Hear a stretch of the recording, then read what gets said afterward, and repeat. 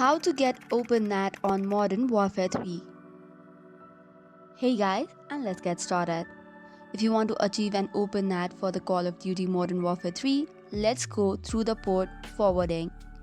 So the step 1 would be checking your NAT type. For this, you have to open the game settings on your Modern Warfare 3. Go to Accounts and Network, click on Network Info and check the NAT type. It can be strict, moderate or open. If you want to set it up to open, method 1 would be using Windows Firewall. For this, open Terminal as Windows Administrator and give it the administrative privileges. It might ask you for permission, make sure to tap on yes. Now there is a command given on the description box which is for the TCP ports.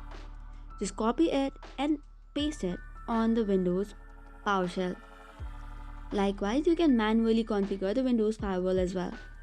For this, right-click on the Start menu and go to Windows Firewall. Or you could just search for Windows Firewall in the search bar itself as well. Now, on the left, click on Inbound Rules. On the right, you have New Rule option. Select the port when the option is given and then click on Next.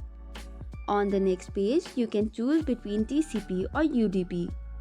We will be choosing the TCP for the first step and set up the local ports such as 3074, 3075, 27015 to 27032 and 27036 to 27037.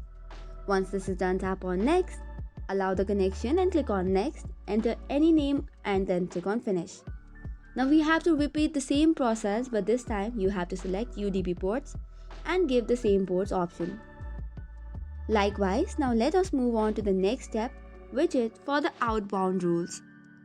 For this also we'll be following the same steps, that is click on outbound rules, click on new rule, set up the TCP port and UDP port, exit the firewall app once done and you're good to go. Likewise, the step 3 would be configuring your router settings. For this, you have to find your router's IP address, then access the router configuration page. After that, you have to log in into your router. Look for the option called as port forwarding or application forwarding. Then enter the following ports that was mentioned before.